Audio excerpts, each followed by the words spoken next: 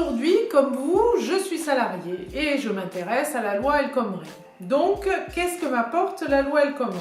Si je suis licenciée abusivement, mon indemnité sera plafonnée à 15 mois. Après 15 ans de bons et loyaux services, c'est tout simplement lamentable. Mes temps d'astreinte vont être décomptés des temps de repos. Alors un temps d'astreinte, c'est un temps où je suis à disposition de l'entreprise et peut être sollicité à tout moment. Donc ce n'est pas un temps de repos, c'est clairement différent. Cette confusion des genres est extrêmement gênante. Je vais avoir la possibilité d'avoir une baisse des taux horaires des heures sup.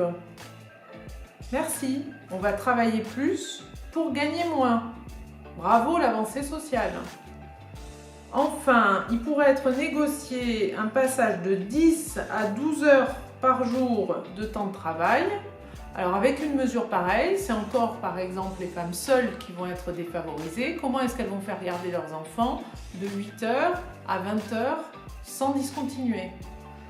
Conclusion, la loi El Khomri est clairement défavorable aux salariés. C'est donc une mauvaise loi pour les salariés.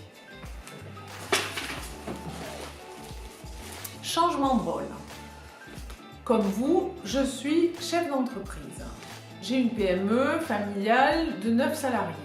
Qu'est-ce que m'apporte la loi El Khomri? Alors, toutes les mesures de flexibilité dépendent d'accords d'entreprise. Aujourd'hui, je n'ai pas de délégué de personnel, je n'ai pas de représentants syndicaux, je n'ai pas de staff juridique. Alors un matin, à la pause café, je vais expliquer à mes salariés qu'on va faire un accord d'entreprise, qu'ils vont travailler plus pour gagner moins parce que peut-être dans un futur hypothétique, on va embaucher. Franchement, pour la cohésion de l'équipe et de l'entreprise et pour notre performance, je ne pense pas que ça aille vers le mieux. La seule réforme que tout le monde attend, c'est la baisse des charges sur les salaires. C'est une réforme qui ne coûte rien aux salariés, mais qui permettrait de faire baisser le coût du travail, qui coûte très cher aux entreprises, qui les pénalise dans leur compétitivité et qui les empêche d'embaucher. Donc la seule réforme à faire aujourd'hui, c'est baisser les charges sur les salaires de façon à faire enfin baisser le chômage.